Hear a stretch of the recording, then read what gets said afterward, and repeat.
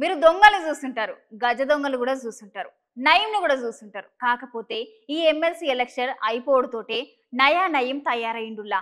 మునుపైతే ఈ ముచ్చట్లు సాటు మాటగా జరిగేటివట. ఇప్పుడు డైరెక్ట్ గా పోలీస్ స్టేషన్ లో జరుగుతున్నాయట. గా ముచ్చటేందో మీరే చూడుండ్రి.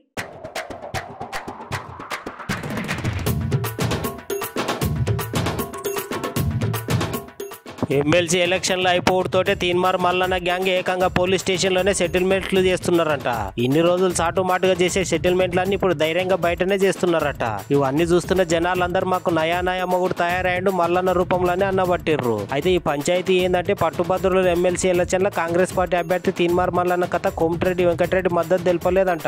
దీంతో మున్పు అసెంబ్లీ ఎన్నికల సమయంలో కోమటిరెడ్డి వెంకటరెడ్డి కాంగ్రెస్ పార్టీకి మద్దతు తెలుపుకుంటా ప్రచారం చేసిన ఎల్లికట్టె శంకర్ అనే ఒక యూట్యూబ్ జర్నలిస్ట్ డబ్బులు పంచేందుకు ఆయనకు 70 లక్షల వరకు తీన్మార్ మల్లన్న ఇచ్చిండంట.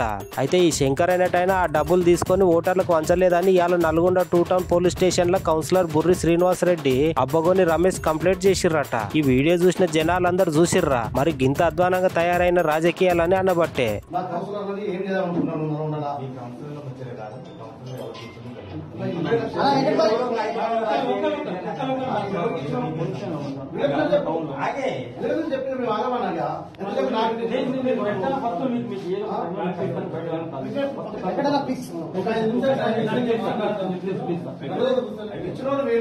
నువ్వు మధ్యలో మా పేరు రాసినావు.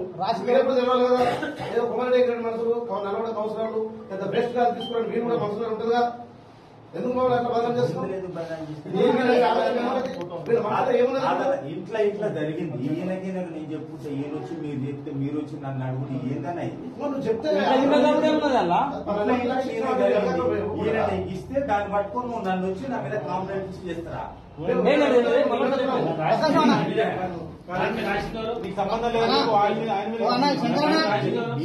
సంబంధం